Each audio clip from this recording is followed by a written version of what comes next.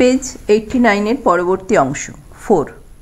ভারতের পার্লামেন্টের দুটি কক্ষের মধ্যে সাংবিধানিক সম্পর্ক আলোচনা করো, অথবা ভারতীয় সংসদের দুটি কক্ষের সম্পর্ক আলোচনা করো, অথবা ভারতের সংসদের রাজ্যসভা ও লোকসভার পারস্পরিক সম্পর্ক ব্যাখ্যা করো, অথবা ভারতের সংসদের উভয় কক্ষের পারস্পরিক সম্পর্ক আলোচনা করো। রাজ্যসভা ও লোকসভার সাংবিধানিক সম্পর্ক। ভারতের কেন্দ্রীয় আইনসভা বা পার্লামেন্ট দ্বিকক্ষ বিশিষ্ট। এই দুটি কক্ষের মধ্যে নিম্নকক্ষ হল লোকসভা এবং উচ্চকক্ষ হল রাজ্যসভা। রাজ্যসভা যেখানে অনধিক 250 জন সদস্য নিয়ে গঠিত হতে পারে, সেখানে লোকসভার সদস্য সংখ্যা সর্বাধিক 552 জন হতে পারে। রাজ্যসভার সদস্যদের নির্বাচন অঙ্গরাজ্যগুলির আইনসভার নির্বাচিত প্রতিনিধিদের একক হস্তান্তরযোগ্য ভোটের ভিত্তিতে সমানুপাতিক প্রতিনিধিত্বের নিয়মানুযায়ী হয়ে থাকে। অন্যদিকে লোকসভার সদস্যরা সরাসরি সর্বজনীন প্রাপ্তবয়স্কের ভোটের ভিত্তিতে নির্বাচিত হন। এছাড়া রাজ্যসভায় মোট 12 জন সদস্যকে মনোনীত করার ক্ষমতা রাষ্ট্রপতির রয়েছে। তিনি বিজ্ঞান, সাহিত্য, সমাজসেবা, চারুকলা প্রভৃতি ক্ষেত্রে কৃতী ব্যক্তিদের মধ্যে থেকে এই মনোনয়ন দেন। লোকসভায় শুধুমাত্র ইঙ্গো ভারতীয় সম্প্রদায়ের মধ্যে থেকে রাষ্ট্রপতি 2 জনকে মনোনীত করেন। কার্যকালের দিক থেকে বিশ্লেষণ করলে দেখা যায় রাজ্যসভা স্থায়ী কক্ষ এবং রাজ্যসভার সদস্যদের মেয়াদ 6 বছর। প্রতি 2 বছর অন্তর 1/3 সদস্য অবসর নেন, কিন্তু লোকসভা স্থায়ী কক্ষ নয়। লোকসভার কার্যকালের মেয়াদ 5 বছর। স্বাভাবিকভাবে সদস্যদের কার্যকালের মেয়াদও 5 বছর। কার্যকাল শেষ হওয়ার আগে প্রধানমন্ত্রীর সুপারিশক্রমে রাষ্ট্রপতি লোকসভা ভেঙে দিতে পারেন। লোকসভা ও রাজ্যসভার মধ্যে যে সাংবিধানিক সম্পর্ক রয়েছে তাকে 3টি দিক থেকে বিশ্লেষণ করা যেতে পারে, যথা 1. যে ক্ষেত্রে রাজ্যসভা ও লোকসভা উভয়ে সমান ক্ষমতার অধিকারী। 2. যে ক্ষেত্রে রাজ্যসভা লোকসভার চেয়ে বেশি ক্ষমতার অধিকারী। এবং 3. যে ক্ষেত্রে লোকসভা রাজ্যসভার চেয়ে অনেক বেশি ক্ষমতার অধিকারী। 1. রাজ্যসভা ও লোকসভার সমক্ষমতা।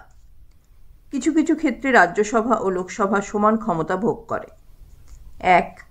পার্লামেন্টে বিল গ্রহণ সংক্রান্ত ক্ষমতার ক্ষেত্রে একমাত্র অর্থ বিল ছাড়া রাজ্যসভা ও লোকসভা অন্যান্য বিলের ব্যাপারে সমান ক্ষমতার অধিকারী। 2. সংবিধান সংশোধনের ক্ষেত্রেও দুটি কক্ষ সমান ক্ষমতা ভোগ করে থাকে। উভয় কক্ষের সম্মতি ছাড়া সংবিধান সংশোধন করা যায় না। 3.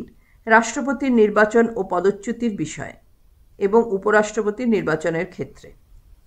রাষ্ট্রপতির নির্বাচন ও পদচ্যুতির বিষয় এবং উপরাষ্ট্রপতির নির্বাচনের ক্ষেত্রে উভয় কক্ষ সমান ক্ষমতার অধিকারী। এছাড়া সুপ্রিম কোর্ট ও হাইকোর্টের বিচারপতিদের অপসারণ, মুখ্য নির্বাচনী অফিসার, নিয়ন্ত্রক ও মহাগণনা পরীক্ষক প্রমুখ পদাধিকারীকে অপসারণ করার ক্ষেত্রে রাজ্যসভা ও লোকসভার সমান ক্ষমতা রয়েছে। পেজ 90। 4. আইনসভার অবমাননা বা অধিকার ভঙ্গের অভিযোগে কোনো সদস্য বা সদস্য নন এমন ব্যক্তিকে উভয় কক্ষের শাস্তি দেওয়ার ক্ষমতা রয়েছে। 5. কেন্দ্রশাসিত অঞ্চলে হাইকোর্ট স্থাপন এবং কেন্দ্রশাসিত অঞ্চলে হাইকোর্টের ক্ষমতার পরিধি বাড়ানো প্রভৃতি বিষয়ে দুটি কক্ষ সমান ক্ষমতার অধিকারী।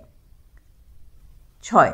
রাষ্ট্রপতি কর্তৃক ঘোষিত জরুরি অবস্থা অনুমোদনের ব্যাপারেও লোকসভা ও রাজ্যসভার সমান ক্ষমতা রয়েছে। 2. রাজ্যসভার প্রাধান্য। যেসব বিষয়ে রাজ্যসভার একক প্রাধান্য প্রতিষ্ঠিত হয়েছে সেগুলি হল: 1. রাজ্যসভায় উপস্থিত ও ভোটদানকারী সদস্যদের 2/3 সদস্য যদি এমন প্রস্তাব গ্রহণ করেন যে জাতীয় স্বার্থে রাজ্য তালিকার কোনো বিষয়ে পার্লামেন্টের আইন প্রণয়ন করা প্রয়োজন, তাহলে পার্লামেন্ট সেই বিষয়ে আইন প্রণয়ন করতে পারে। এভাবে রাজ্যসভার একক প্রস্তাবের মাধ্যমে যুক্তরাষ্ট্রীয় ক্ষমতা বন্টন ব্যবস্থার রদবদল ঘটানো সম্ভব। ব্র্যাকেটে 249 নম্বর ধারা। 2. রাজ্যসভায় উপস্থিত ভোট দানকারী সদস্যদের 2/3 সংখ্যাগরিষ্ঠতার মাধ্যমে জাতীয় স্বার্থে পার্লামেন্ট এক বা একাধিক সর্বভারতীয় চাকরি সৃষ্টির জন্য আইন প্রণয়ন করতে পারে। ব্র্যাকেটে 312 নম্বর ধারা। 3. উপরাষ্ট্রপতির পদচ্যুতি সংক্রান্ত প্রস্তাব শুধুমাত্র রাজ্যসভায় উত্থাপন করা যায়। এছাড়া আইনসভা স্থায়ী কক্ষ হিসেবে রাজ্যসভা লোকসভার তুলনায় একটি স্বতন্ত্র মর্যাদা ভোগ করে। 3. লোকসভার প্রাধান্য। যেসব বিষয়ে লোকসভার প্রাধান্য প্রতিষ্ঠিত হয়েছে সেগুলি হল: 1. অর্থ বিল একমাত্র লোকসভাতেই উত্থাপিত হতে পারে। তাছাড়া কোনো বিল অর্থ বিল কিনা সে বিষয়ে মতবিরোধ ঘটলে লোকসভার অধ্যক্ষের সিদ্ধান্তই চূড়ান্ত বলে গণ্য হয়। অর্থ বিল লোকসভায় গৃহীত হওয়ার পর রাজ্যসভার কাছে সুপারিশের জন্য পাঠানো হয়। কোনো অর্থ বিল প্রত্যাখ্যান বা সংশোধন করার ক্ষমতা রাজ্যসভার নেই।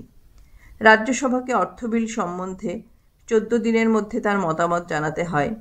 বিলটি এই সময়ের মধ্যে ফেরত না এলে তা গৃহীত হয়েছে বলে ধরে নেওয়া হয়। অর্থ বিলের ব্যাপারে রাজ্যসভার সুপারিশ গ্রহণ করা লোকসভার পক্ষে বাধ্যতামূলক নয়। 2. কোনো সাধারণ বিল নিয়ে লোকসভা ও রাজ্যসভার মধ্যে বিরোধ দেখা দিলে তা মীমাংসার জন্য রাষ্ট্রপতি উভয় কক্ষের এক যৌথ অধিবেশন ডাকতে পারেন। এই অধিবেশনে সংখ্যাগরিষ্ঠের ভোটে বিলটির ভাগ্য নির্ধারিত হয়।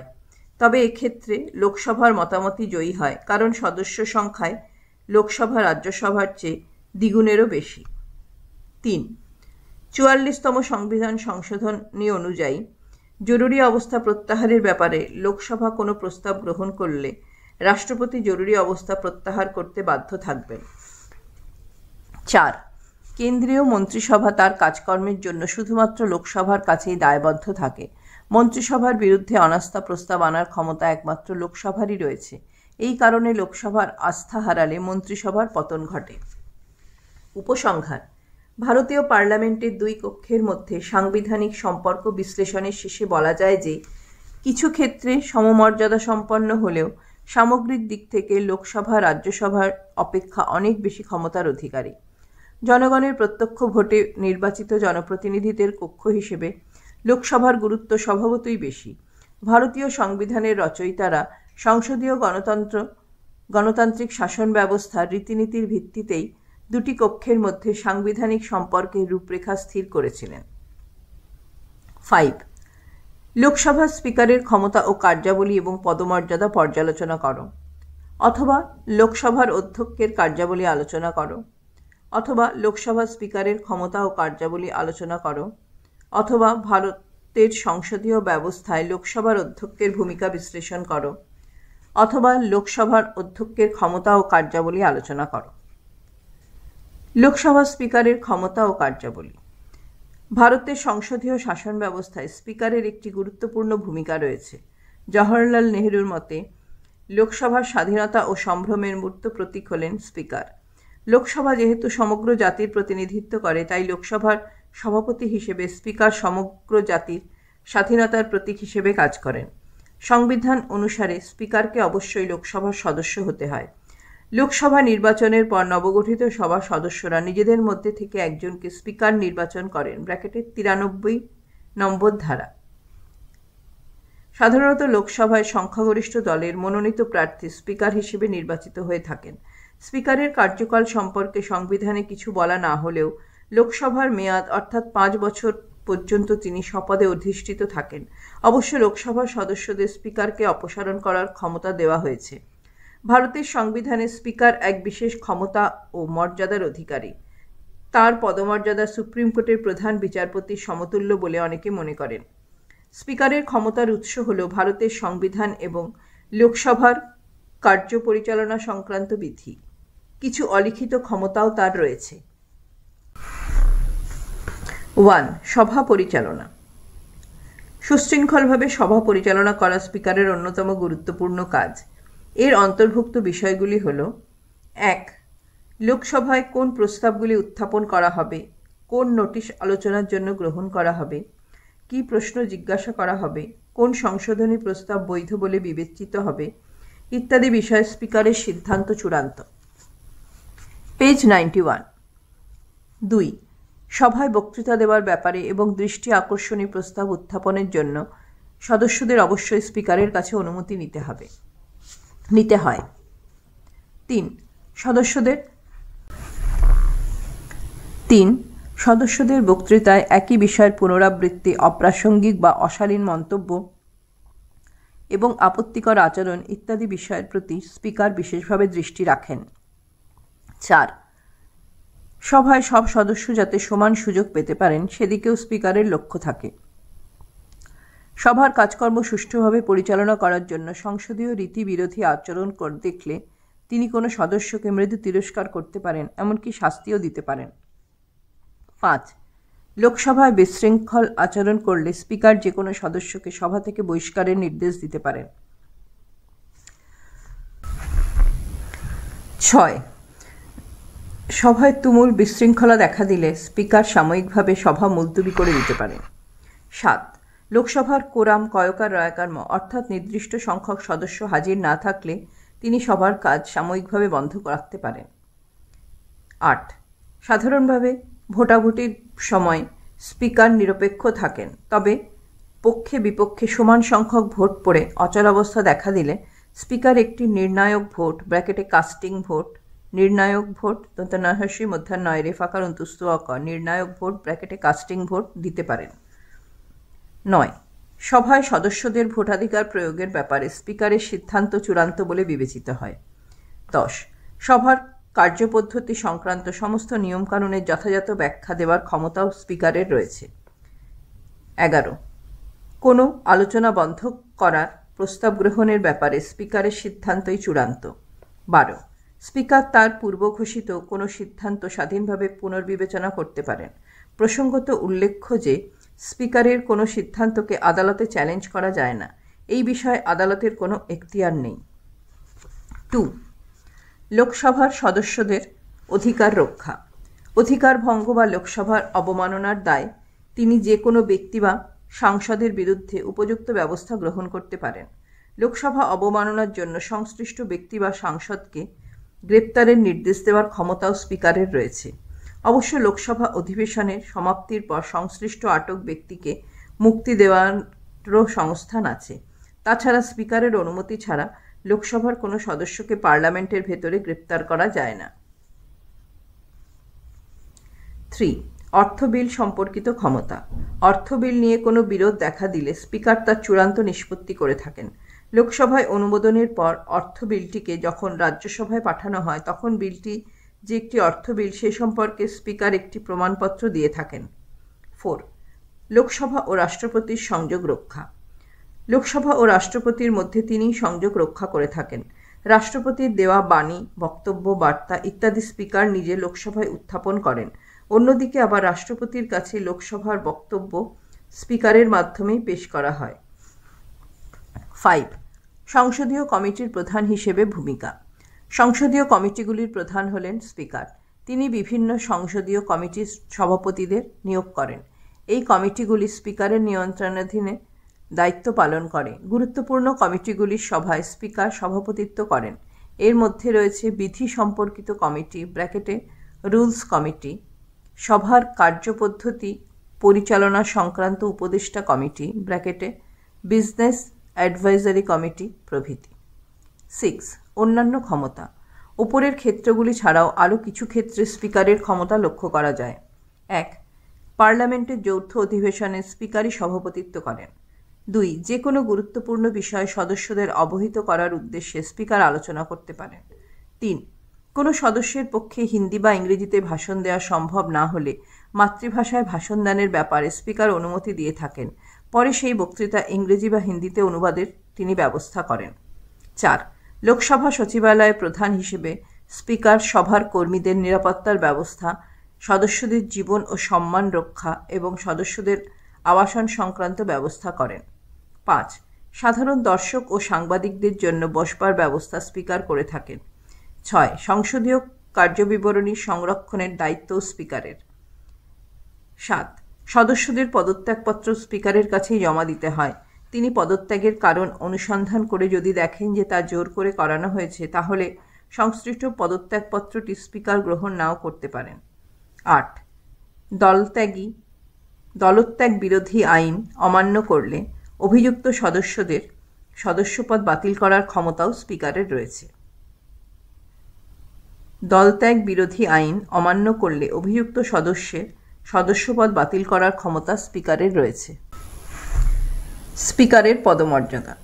ভারতের সংবিধানে স্পিকারের পদটিকে যথেষ্ট মর্যাদা দেওয়া হয়েছে। সংবিধান রচয়িতারা স্পিকারের এই পদটিকে যতটা সম্ভব স্বাধীন ও নিরপেক্ষভাবে গড়ে তোলার উপর গুরুত্ব দিয়েছিলেন। সংসদীয় গণতন্ত্রে ক্ষমতাসীন দলের পাশাপাশি বিরোধী দলের একটি তাৎপর্যপূর্ণ ভূমিকা রয়েছে। স্পিকারের নিরপেক্ষতা বিরোধী দলকে উপযুক্ত ভূমিকা পালনের সুযোগ দেয়।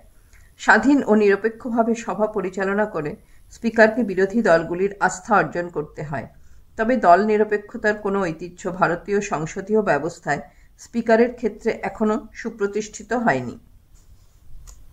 উপসংহার: ভারতের সংসদীয় রাজনৈতিক ব্যবস্থায় বর্তমানে জোট সরকারের যুগ শুরু হওয়ায় সভা পরিচালনার বিষয়ে স্পিকারের ভূমিকা অত্যন্ত গুরুত্বপূর্ণ হয়ে উঠেছে। স্পিকারের যোগ্য নেতৃত্ব, সহমর্মিতা, নিরপেক্ষ দৃষ্টিভঙ্গি, বিচক্ষণতা ইত্যাদি বিষয়গুলির ওপর তার কাজকর্মের সাফল্য নির্ভরশীল। পেজ 92। 6. লোকসভা স্পিকারের নিরপেক্ষতা সম্পর্কে আলোচনা করো। লোকসভা স্পিকারের নিরপেক্ষতা। গ্রেট ব্রিটেনের কমন্স সভা স্পিকারের আদলে ভারতের লোকসভা স্পিকারের নিরপেক্ষ দিকটি গড়ে তোলার চেষ্টা করা হয়েছে। অবশ্য ব্রিটেনে সুদীর্ঘকালব্যাপী যে নিরপেক্ষ ঐতিহ্য স্পিকার পদটিকে কেন্দ্র করে তৈরি হয়েছে, ভারতে তেমনটা হয়নি। ব্রিটেনের একজন প্রাক্তন স্পিকার ক্লিফটন কয়লায় হস্যই ফট অদন্তান্ন ব্রাউন বয়রাফলাকার হস্য দন্তান্ন একসময় বলেছিলেন, আমি স্পিকার হিসেবে সরকারি দলের লোক নই, আমি বিরোধী দলেরও লোক নই, আমি পুরোপুরি কমন সভার লোক এবং সর্বোপরি আমি কমন সভার পেছনের সারির সদস্যদের লোক। সাংবিধানিক ব্যবস্থা। ভারতের সংবিধান রচয়িতারা স্পিকারের নিরপেক্ষতার উপর গুরুত্ব দিতে চেয়েছিলেন। দলীয় রাজনীতির ঊর্ধ্বে উঠে স্পিকার যাতে নিরপেক্ষভাবে তার ভূমিকা পালন করতে পারেন, সেই জন্য সংবিধান প্রণেতারা কতকগুলি বিশেষ ব্যবস্থার কথা সংবিধানে লিপিবদ্ধ করেছিলেন। এই ব্যবস্থাগুলি হল: 1. স্পিকার ও ডেপুটি স্পিকারের বেতন, ভাতা ইত্যাদি ভারতের সঞ্চিত তহবিল থেকে দেওয়া হয়। এসব ব্যয়ের জন্য পার্লামেন্টের অনুমোদনের দরকার হয় না। 2. স্পিকারকে সহজে পদচ্যুত করা যায় না, এই জন্য বিশেষ পদ্ধতি অবলম্বন করতে হয়। এই পদ্ধতি অনুসারে স্পিকারের বিরুদ্ধে পদচ্যুতির প্রস্তাব আনতে হলে কমপক্ষে 14 দিন আগে নোটিশ দিতে হয়। 3. লোকসভার বিতর্ক বা কোনো সমালোচনায় স্পিকার অংশগ্রহণ করেন না। 4. লোকসভায় কোনো প্রস্তাবের পক্ষে বা বিপক্ষে স্পিকার ভোট দেন না। অবশ্য কোনো প্রস্তাবের পক্ষে ও বিপক্ষে সমান সংখ্যক ভোট পড়লে যে অচলাবস্থার সৃষ্টি হয় তা দূর করার জন্য স্পিকার একটি নির্ণায়ক ভোট বা কাস্টিং ভোট দিতে পারেন। তবে তার অপসারণ সম্পর্কিত কোনো প্রস্তাবের ক্ষেত্রে স্পিকারের নির্ণায়ক ভোট দেওয়ার ক্ষমতা নেই। 5. স্পিকারের কাজকর্মকে আদালতের এখতিয়ার বহির্ভূত রাখার জন্য প্রয়োজনীয় ব্যবস্থা নেওয়া হয়েছে। স্পিকারের ভূমিকা। স্পিকারের নিরপেক্ষতা বিরোধী দলকে উপযুক্ত ভূমিকা পালনের সুযোগ দেয়। স্বাধীনতা ও নিরপেক্ষভাবে সভা পরিচালনা করে স্পিকারকে বিরোধী দলগুলির আস্থা অর্জন করতে হয়। ভারতের প্রাক্তন রাষ্ট্রপতি ভিভি গিরি একসময় বলেছিলেন, দল নিরপেক্ষতা হল আইনসভার সভাপতির আবশ্যিক যোগ্যতা। প্রাক্তন স্পিকার জি.ভি. ভ. ল উময়কয় বিরোধী দলের অধিকার সংরক্ষণে স্পিকারের ভূমিকা সম্পর্কে মন্তব্য করতে গিয়ে বলেন, স্পিকার এমন কোনো কাজে নিজেকে জড়িয়ে ফেলবেন না যাতে তার পদের মর্যাদা ও নিরপেক্ষতা ক্ষুণ্ণ হয়। মূল্যায়ন। ভারতের স্পিকারের নিরপেক্ষতার বিষয়টি একটি তাৎপর্যপূর্ণ বিষয়। একথা নির্দ্বিধায় বলা যায় যে নিরপেক্ষতাই হল ভারতের লোকসভা স্পিকারের সবচেয়ে মূল্যবান দিক। কিন্তু নিরপেক্ষতার আদর্শটি কতখানি বাস্তবায়িত হয়েছে তা নিয়ে যথেষ্ট সন্দেহের অবকাশ আছে। অধ্যাপক জোহারি এই প্রসঙ্গে মন্তব্য করতে গিয়ে বলেন যে, নির্দলীয় ব্যক্তি হিসেবে স্পিকারের সুস্থ ঐতিহ্য গড়ে তোলার বিষয়টি থেকে আমরা এখনও বহু দূরে রয়েছি। We have remained from being able to develop the sound tradition of his speakers being a non-party man. লোকসভার প্রথম স্পিকার জি.ভি. মহবলঙ্কর ভ. ল উময়কয় ভারতের রাজনৈতিক ব্যবস্থায় স্পিকারের দলনিরপেক্ষতাকে বাস্তবসম্মত বলে মনে করেননি। তার বক্তব্য ছিল, ভারতের স্পিকারের নিরপেক্ষতার কোনো ধারাবাহিক ঐতিহ্য গড়ে ওঠেনি। এই কারণে সম্পূর্ণ দল নিরপেক্ষ ভূমিকা পালন করা স্পিকারের পক্ষে সম্ভব নয়। মহবলঙ্কর প্রস্তাব দিয়েছিলেন, স্পিকার লোকসভার ভেতরে রাজনীতির ঊর্ধ্বে থাকবেন এবং সভার বাইরে রাজনীতি করতে পারবেন। পরবর্তীকালে 1967 খ্রিস্টাব্দে তদানীন্তন স্পিকার সঞ্জীব রেড্ডি স্পিকার হিসেবে নির্বাচিত হওয়ার পরই দল নিরপেক্ষতার আদর্শ প্রতিষ্ঠায় কংগ্রেস দলের সদস্যপদ ত্যাগ করেছিলেন। অবশ্য নিরপেক্ষতার এই আদর্শ তিনি বেশি দিন বজায় রাখতে পারেননি। 1969 খ্রিস্টাব্দের রাষ্ট্রপতি নির্বাচনে তিনি কংগ্রেস দলের প্রার্থী হন। অনেকে মনে করেন নিরপেক্ষতা লোকসভা স্পিকারের সবচেয়ে মূল্যবান দিক হলেও তা প্রধানত পার্টি আনুগত্যের জন্য বজায় রাখা যায়নি। স্পিকারের পক্ষপাতমূলক সিদ্ধান্ত ও মনোভাবের জন্য বিরোধী পক্ষের সদস্যরা লোকসভায় বহুবার সভাকক্ষ ত্যাগ করেছেন। বিরোধীদের সভাকক্ষ ত্যাগের ঘটনা স্পিকারের দলনিরপেক্ষতা না থাকার বিষয়টির ইঙ্গিত দেয়। অনেক সময় এটা দেখা গেছে প্রাক্তন স্পিকারের ক্ষমতাসীন দলের সৌজন্যে অবসর গ্রহণের পরে রাজ্যপাল বা রাষ্ট্রদূত বা মন্ত্রীর পদ অলঙ্কৃত করেছেন। আরেকবার বলছি, অনেক সময় এটা দেখা গেছে যে প্রাক্তন স্পিকার ক্ষমতাসীন দলের সৌজন্যে অবসর গ্রহণের পরে রাজ্যপাল বা রাষ্ট্রদূত বা মন্ত্রীর পদ অলঙ্কৃত করেছেন। তাছাড়া স্পিকারের নির্বাচনের বিষয়টি যেহেতু এখনও ভারতের লোকসভায় সম্পূর্ণ দলীয় নির্বাচন, তাই স্পিকার তার পদে নির্বাচিত হওয়ার পরেও নিজের নিরপেক্ষতার বিষয়টিকে পুরোপুরি মেনে চলতে পারেন না। নিরপেক্ষতা যে ভারতের লোকসভা স্পিকারের সবচেয়ে মূল্যবান দিক সে বিষয়ে কোনো সন্দেহ নেই, কিন্তু নিরপেক্ষতার সেই ঐতিহ্য প্রতিষ্ঠা করা খুব সহজবোধ্য নয়। এক্ষেত্রে এক উজ্জ্বল দৃষ্টান্ত রেখেছেন বিগত লোকসভার (2004 থেকে 2009) স্পিকার সোমনাথ চট্টোপাধ্যায়।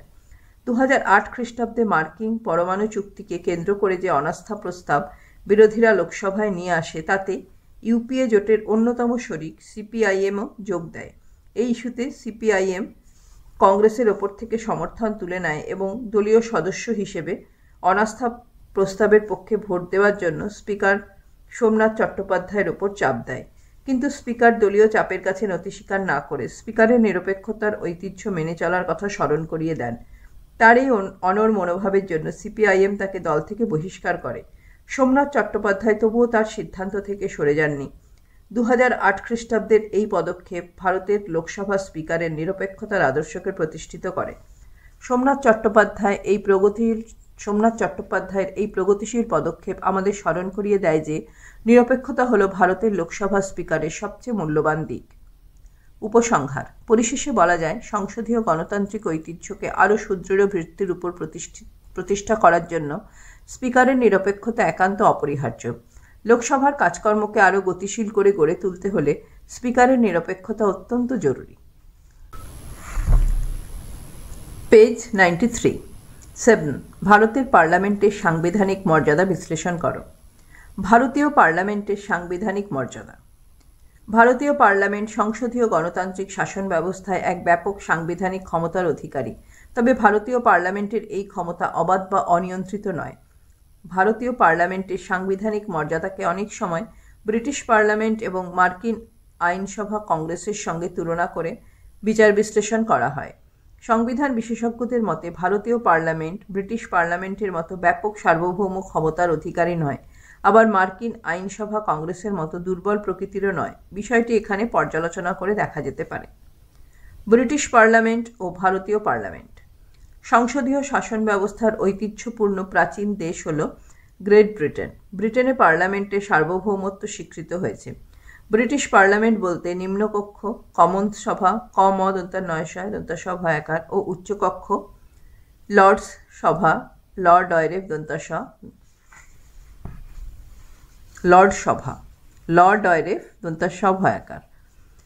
সভা সহ রাজা ও রানীকে বোঝায়।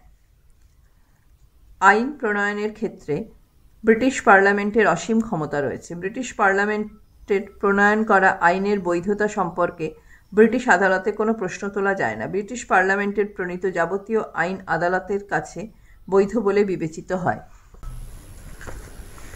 ব্রিটিশ পার্লামেন্টের প্রণয়ন করা আইনের বৈধতা সম্পর্কে ব্রিটিশ আদালতে কোনো প্রশ্ন তোলা যায় না। ব্রিটিশ পার্লামেন্টের প্রণীত যাবতীয় আইন আদালতে কাছে বৈধ বলে বিবেচিত হয়। ব্রিটেনের বিচার বিভাগ পার্লামেন্টের আইনকে ব্যাখ্যা করতে পারলেও তাকে বাতিল করতে পারে না। এভাবে ব্রিটেনে পার্লামেন্টের অপ্রতিহত ক্ষমতার প্রাধান্য প্রতিষ্ঠিত হয়েছে। এই কারণে ব্রিটিশ সংবিধান বিশেষজ্ঞ ডায়াকার মন্তব্য করেছিলেন যে ব্রিটিশ পার্লামেন্ট যদি এমন আইন প্রণয়ন করে যে নিজ চোখ বিশিষ্ট সব শিশুকে হত্যা করা হবে, তাহলে সেই আইনের বিরোধিতা করার ক্ষমতা কারুর নেই। ব্রিটিশ পার্লামেন্টের এই অনিয়ন্ত্রিত এবং অপ্রতিহত ক্ষমতা ভারতীয় পার্লামেন্টের নেই। ভারতীয় পার্লামেন্টকে সংবিধানের অধীনে থেকে কাজ করতে হয়। সংবিধানকে লঙ্ঘন করে কোনো আইন প্রণয়নের ক্ষমতা ভারতীয় পার্লামেন্টের নেই। ভারতীয় পার্লামেন্ট প্রণীত আইনের বৈধতা বিচার করে দেখার ক্ষমতা সুপ্রিম কোর্টের রয়েছে। সংবিধানে এই ক্ষমতা সুপ্রিম কোর্টকে দেওয়া হয়েছে। ভারতের পার্লামেন্টের কোনো আইন যদি সংবিধানকে লঙ্ঘন করে তাহলে সেই আইনকে বাতিল করার ক্ষমতা সুপ্রিম কোর্টের রয়েছে। বস্তুত আইন প্রণয়নের ক্ষেত্রে ভারতীয় পার্লামেন্ট ব্রিটিশ পার্লামেন্টের মতো সার্বভৌম ক্ষমতার অধিকারী নয়। এ কে গোপালন গয়কার পয়াকার ল দন্তান্ন বনাম মাদ্রাজ রাজ্য মামলায় (1950 খ্রিস্টাব্দে) এই প্রসঙ্গে স্পষ্ট অভিমত প্রকাশ করে বলা হয়েছিল, ভারতীয় সংবিধান ব্রিটিশ সংসদীয় ব্যবস্থার অনেক নীতি গ্রহণ করলেও আইন প্রণয়নের ক্ষেত্রে ব্রিটিশ পার্লামেন্টের সার্বভৌমিকতার নীতিকে স্বীকৃতি দেয়নি। বস্তুত ভারতীয় রাজনৈতিক ব্যবস্থায় পার্লামেন্টের সার্বভৌমত্বের বদলে সংবিধানের সার্বভৌমত্ব প্রতিষ্ঠিত হয়েছে একথা নিঃসন্দেহে বলা যায়। মার্কিন কংগ্রেস ও ভারতীয় পার্লামেন্ট। মার্কিন যুক্তরাষ্ট্রের সংবিধানে সে দেশের বিচার বিভাগের শীর্ষ আদালত সুপ্রিম কোর্টকে মার্কিন আইনসভা কংগ্রেসের ওপর স্থান দেওয়া হয়েছে। মার্কিন আইন বিভাগ কংগ্রেসের প্রণয়ন করা যে কোনো আইনকে সংবিধান লঙ্ঘনের দায়ে অথবা ন্যায়নীতি লঙ্ঘনের দায় বাতিল করে দেওয়ার ক্ষমতা মার্কিন সুপ্রিম কোর্টের রয়েছে। অনেকে মার্কিন সুপ্রিম কোর্টকে সে দেশের আইনসভার অনির্বাচিত শক্তিশালী তৃতীয় কক্ষ বলে অভিহিত করেছেন। আর একবার বলছি, অনেকে মার্কিন সুপ্রিম কোর্টকে সে দেশের আইনসভার অনির্বাচিত শক্তিশালী তৃতীয় কক্ষ বলে অভিহিত করেছেন। মার্কিন যুক্তরাষ্ট্রের সুপ্রিম কোর্টের প্রাক্তন প্রধান বিচারপতি চার্লস হিউজেস জয়কা দন্তাস্ব মন্তব্য করেছিলেন, আমরা সংবিধানের অধীন, কিন্তু বিচারপতিরা যা বলেন তাই সংবিধান। We are under the Constitution, but the Constitution is what the judges say it is. প্রসঙ্গত বলা যায়, ভারতীয় সংসদীয় ব্যবস্থায় সুপ্রিম কোর্টের হাতে এরকম কোনো ক্ষমতা দেওয়া হয়নি। সুপ্রিম কোর্ট শুধুমাত্র সংবিধান লঙ্ঘনের কারণ ছাড়া অন্য কোনো কারণে পার্লামেন্টের আইনকে বাতিল করতে পারে না। ভারতীয় সংবিধানে আইন বিভাগ ও বিচার বিভাগের ক্ষমতা নির্দিষ্ট করে দেওয়া হয়েছে। সংবিধান অনুসারে কোনো বিভাগের ক্ষমতা অসীম বা অনিয়ন্ত্রিত নয়। তবে ভারতীয় পার্লামেন্টের সাংবিধানিক মর্যাদা মার্কিন আইনসভার মতো দুর্বল প্রকৃতির নয়, একথা নিঃসন্দেহে বলা যেতে পারে। ভারতীয় সংসদীয় ব্যবস্থায় আইন বিভাগ পার্লামেন্টের হাতে সরকার গঠনের যে চূড়ান্ত ক্ষমতা রয়েছে তা মার্কিন যুক্তরাষ্ট্রের রাষ্ট্রপতি শাসিত ব্যবস্থায় কোনোভাবেই দেখা যায় না। কেন্দ্রীয় মন্ত্রিসভার বিরুদ্ধে অনাস্থা প্রস্তাব পাশ করে সরকারের পতন ঘটানোর ব্যাপারেও ভারতের আইনসভার নিম্নকক্ষ লোকসভা যে ক্ষমতা ভোগ করে তা মার্কিন আইনসভার নিম্নকক্ষ জনপ্রতিনিধি সভার পক্ষে কোনোভাবেই সম্ভব নয়। মূল্যায়ন। মার্কিন আইনসভার নিম্নকক্ষ জনপ্রতিনিধি সভা। এবার মূল্যায়ন। ভারতীয় পার্লামেন্টের সাংবিধানিক মর্যাদার বিচার বিশ্লেষণের বিষয়ে সংবিধান বিশেষজ্ঞদের অভিমত হল, আপাতদৃষ্টিতে যে ক্ষমতা ভারতীয় পার্লামেন্টের হাতে রয়েছে তা অনেকটাই তত্ত্বগত ক্ষমতা। কার্যত কেন্দ্রীয় মন্ত্রিসভা বা ক্যাবিনেট পার্লামেন্টকে নিয়ন্ত্রণ করার ক্ষমতা। আরেকবার বলছি, মূল্যায়ন। ভারতীয় পার্লামেন্টের সাংবিধানিক মর্যাদার বিচার বিশ্লেষণের বিষয়ে সংবিধান বিশেষজ্ঞদের অভিমত হল, আপাতদৃষ্টিতে যে ক্ষমতা ভারতীয় পার্লামেন্টের হাতে রয়েছে তা অনেকটাই তত্ত্বগত ক্ষমতা। কার্যত কেন্দ্রীয় মন্ত্রিসভা বা ক্যাবিনেট পার্লামেন্টকে নিয়ন্ত্রণ করার মাধ্যমে এই ক্ষমতা ভোগ করে থাকে। সংসদীয় ব্যবস্থার পীঠস্থান গ্রেট ব্রিটেনে বহুকাল আগেই ক্যাবিনেটের একনায়কত্ব প্রতিষ্ঠিত হয়েছে। ভারতেও সেই ধারা লক্ষ্য করা যায়। আধুনিক বিশ্বের সংসদীয় গণতান্ত্রিক শাসন ব্যবস্থায় দেশগুলিতে যেভাবে দলব্যবস্থা ক্ষমতাশালী হয়ে উঠেছে, সেখানে সংখ্যাগরিষ্ঠ দল বা জোটের প্রতিনিধিত্বকারী কেন্দ্রীয় ক্যাবিনেটই শেষ কথা বলার অধিকারী। সংবিধান বিশেষজ্ঞদের মতে, ব্রিটেনে যেহেতু কোনো লিখিত সংবিধান নেই এবং বিচার বিভাগীয় সমীক্ষার নীতিরও কোনো স্বীকৃতি সে দেশে নেই, তাই সেখানে পার্লামেন্ট চরম সার্বভৌম ক্ষমতার অধিকারী হতে পেরেছে। ভারতীয় রাজনৈতিক ব্যবস্থা প্রকৃতিগতভাবে এদিক থেকে সম্পূর্ণ আলাদা বলে ভারতীয় পার্লামেন্টের ক্ষেত্রে এমনটা দেখা যায় না। অন্যদিকে মার্কিন যুক্তরাষ্ট্রের রাজনৈতিক ব্যবস্থা হল রাষ্ট্রপতি শাসিত শাসন ব্যবস্থার আদর্শ প্রতিনিধি। এই কারণে প্রকৃতিগতভাবে সে দেশের আইন বিভাগ সংসদীয় শাসন ব্যবস্থার আইন বিভাগের চেয়ে যথেষ্ট দুর্বল প্রকৃতির। উপসংহার: সবশেষে বলা যায়, ভারতের পার্লামেন্ট হল দেশের সর্বোচ্চ আইন প্রণয়নকারী সংস্থা। সাংবিধানিক গণ্ডির মধ্যে থেকে পার্লামেন্টকে এই কাজ করতে হয়। তাই নির্দিষ্ট সীমার মধ্যে ভারতীয় সংবিধানকে চূড়ান্ত ক্ষমতার অধিকারী বলা যেতে পারে। পেজ 94। ভারতীয় সংসদের পার্লামেন্টের ক্ষমতা হ্রাসের মূল কারণগুলি কি? ভারতীয় সংসদের ক্ষমতা হ্রাস। বর্তমানে বিশ্বের সংসদীয় গণতান্ত্রিক কাঠামোর দেশগুলিতে আইনসভার ক্ষমতা হ্রাস একটি উল্লেখযোগ্য বৈশিষ্ট্য হিসেবে দেখা দিয়েছে।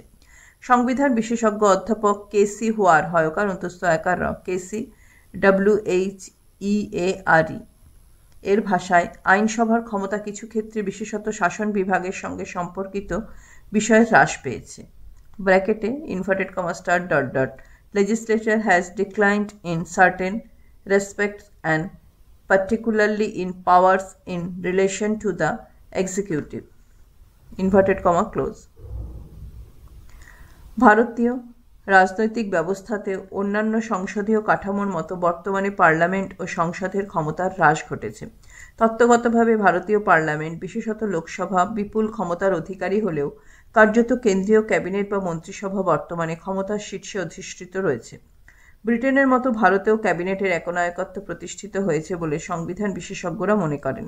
কেউ কেউ বর্তমানে রাজনৈতিক ব্যবস্থায় ক্যাবিনেটের অস্বাভাবিক ক্ষমতা বৃদ্ধির ফলে পার্লামেন্টকে একটি বিতর্ক সভা বলে অভিহিত করেছেন। ভারতের পার্লামেন্টের এই ক্ষমতা হ্রাসের পেছনে যেসব কারণ রয়েছে সেগুলি এখানে পর্যায়ক্রমে আলোচনা করা যেতে পারে। 1. সাংসদদের প্রয়োজনীয় জ্ঞান ও দক্ষতার অভাব। ভারতীয় সংসদের সদস্য হিসেবে নির্বাচিত হবার জন্য শিক্ষাগত কোনো বিশেষ যোগ্যতার দরকার পড়ে না। সংবিধান নির্দেশিত সাধারণ যোগ্যতার অধিকারী যে কোনো ব্যক্তি সংসদের সদস্যরূপে নির্বাচিত হতে পারেন। এর ফলে বর্তমান সংসদীয় রাজনৈতিক ব্যবস্থায় আইন প্রণয়নের জন্য যে বিশেষ জ্ঞান ও দক্ষতার প্রয়োজন তা এসব সাধারণ সদস্যদের থাকে না।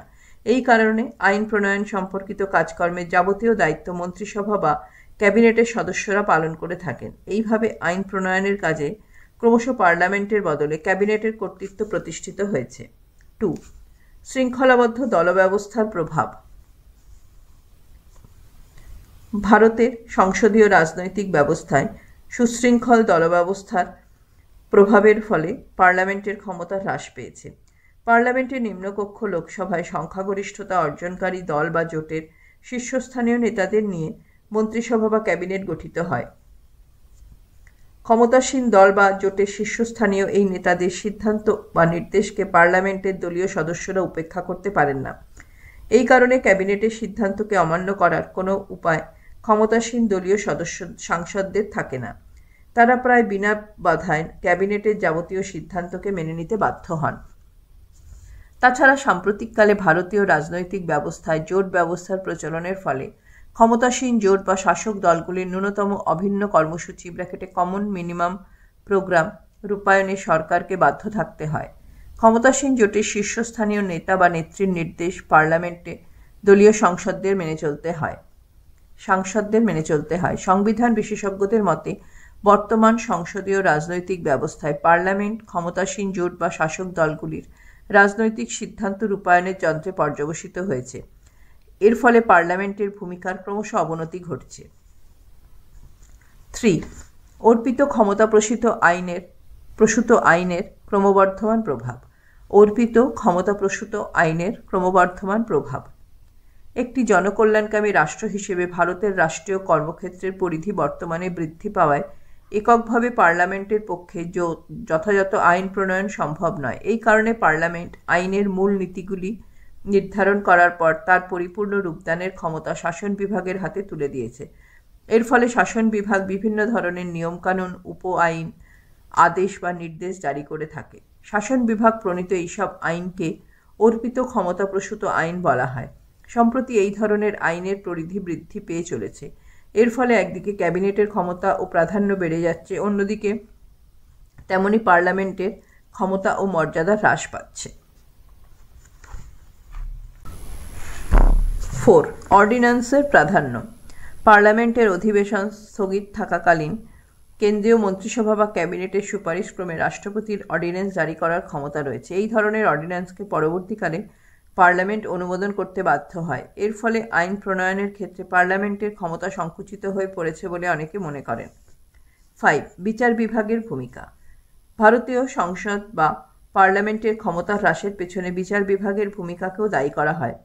পার্লামেন্ট প্রণীত যে কোনো আইন সংবিধান বিরোধী হলে তাকে অসাংবিধানিকতার দায় বাতিল করে দেওয়ার ক্ষমতা ভারতীয় বিচার বিভাগের শীর্ষ আদালত সুপ্রিম কোর্টের হাতে রয়েছে। কেশবানন্দ ভারতী (1973 খ্রিস্টাব্দ) মামলার রায় দিতে গিয়ে সুপ্রিম কোর্ট ঘোষণা করেছিল যে সংবিধানের মৌল কাঠামো রদবদলের কোনো ক্ষমতা পার্লামেন্টের নেই। পরে পার্লামেন্ট কর্তৃক 42তম সংবিধান সংশোধনীতে (1976 খ্রিস্টাব্দ) কেশবানন্দ ভারতী মামলার রায় অতিক্রম করতে গিয়ে যথাক্রমে 5 এবং 55 নম্বর ধারায় বলা হয় যে নির্দেশমূলক নীতি কার্যকর করার উদ্দেশ্যে কোনো আইন তৈরি হলে আদালত তার বিচার করতে পারবে না। আরও বলা হয় যে পার্লামেন্ট সংবিধানের যে কোনো বিষয় সংশোধনের অধিকারী। এই সম্পর্কে আদালতে কোনো প্রশ্ন তোলা যাবে না। পরে 1980 সালে মিনার্ভা মিলস ও অন্যান্য বনাম ভারত সরকারের মামলায় সুপ্রিম কোর্ট উক্ত দুটি ধারাকে বাতিল করে দেয়। সংবিধান বিশেষজ্ঞদের মতে সুপ্রিম কোর্টের এই ধরনের রায়দানের ফলে ভারতের পার্লামেন্টের ক্ষমতা যথেষ্ট হ্রাস পেয়েছে। 6. প্রশাসনিক আদালতের প্রভাব। ভারতে প্রশাসনিক আদালত (অ্যাডমিনিস্ট্রেটিভ ট্রাইব্যুনাল) চালু হওয়ার ফলে কেন্দ্রীয় মন্ত্রিসভা বা ক্যাবিনেটের ক্ষমতা বৃদ্ধি পেয়েছে। প্রশাসনিক আদালত চালু হওয়ায় মন্ত্রীদের হাতে প্রশাসনিক বিরোধ নিষ্পত্তির বিভাগীয় ক্ষমতা ন্যস্ত হয়েছে। এর ফলে পার্লামেন্টের ক্ষমতা হ্রাস পেয়েছে। 7. জনসংযোগের অভাব। অন্যান্য সংসদীয় রাজনৈতিক ব্যবস্থার মতো ভারতেও আইন বিভাগের চেয়ে শাসন বিভাগের উপর জনগণের আস্থা বেশি দেখা যায়। বস্তুত জনগণের দৈনন্দিন জীবনযাত্রার সঙ্গে শাসন বিভাগের সম্পর্ক যতখানি ঘনিষ্ঠ তেমনটা লোকসভা বা রাজ্যসভার সাংসদদের ক্ষেত্রে দেখা যায় না। বর্তমানে মন্ত্রিসভা বা ক্যাবিনেট জনগণের আশা আকাঙ্ক্ষার কেন্দ্রবিন্দু বলে বিবেচিত হয়। সাধারণত নাগরিকেরা নিজেদের নিত্যদিনের অভাব অভিযোগ ও দুঃখ দুর্দশার প্রতিকারের জন্য সরকারের বিভিন্ন দপ্তর ও বিভাগীয় মন্ত্রীদের ওপরেই বেশি নির্ভরশীল। জনগণের এই মানসিকতাকে পার্লামেন্টের ক্ষমতা ও মর্যাদা হ্রাসের একটি অন্যতম কারণ হিসেবে চিহ্নিত করা হয়। উপসংহার। উপরোক্ত আলোচনার শেষে একথা স্পষ্টতই প্রতীয়মান হয় যে বর্তমানে ভারতীয় সংসদের ক্ষমতা যথেষ্ট হ্রাস পেয়েছে। তত্ত্বগতভাবে ভারতে সংসদীয় শাসন ব্যবস্থা গৃহীত হলেও বাস্তবে পার্লামেন্টের যাবতীয় ক্ষমতা ক্যাবিনেটের হাতে স্থানান্তরিত হয়েছে। যুক্তরাজ্যের মতো ভারতেও শাসন ব্যবস্থার ক্ষেত্রে ক্যাবিনেটের আধিপত্য প্রতিষ্ঠিত হয়েছে বলে অনেকে মনে করেন। অবশ্য সাম্প্রতিককালে ভারতীয় রাজনৈতিক ব্যবস্থায় জোট সরকারের প্রচলন ঘটায় ক্যাবিনেটের পূর্ণ কর্তৃত্ব প্রতিষ্ঠার পথে বাধার সৃষ্টি হয়েছে। 2005 সালে ইউপিএ সরকারের দৃষ্টান্ত এই প্রসঙ্গে উল্লেখ করা যায়। বামপন্থীরা ইউপিএ জোটে প্রত্যক্ষভাবে সামিল না হয়ে বাইরে থেকে সমর্থন জুগিয়েছিল ও সরকারের ওপর চাপ সৃষ্টি করতে সক্ষম হয়েছিল। এক্ষেত্রে 2005 সালে গৃহীত ভারতীয় পেটেন্ট বিলের কথা উদাহরণস্বরূপ উল্লেখ করা যেতে পারে। বামপন্থীদের চাপেই ইউপিএ সরকার এই বিলটির প্রয়োজনীয় সংশোধন করতে বাধ্য হয়।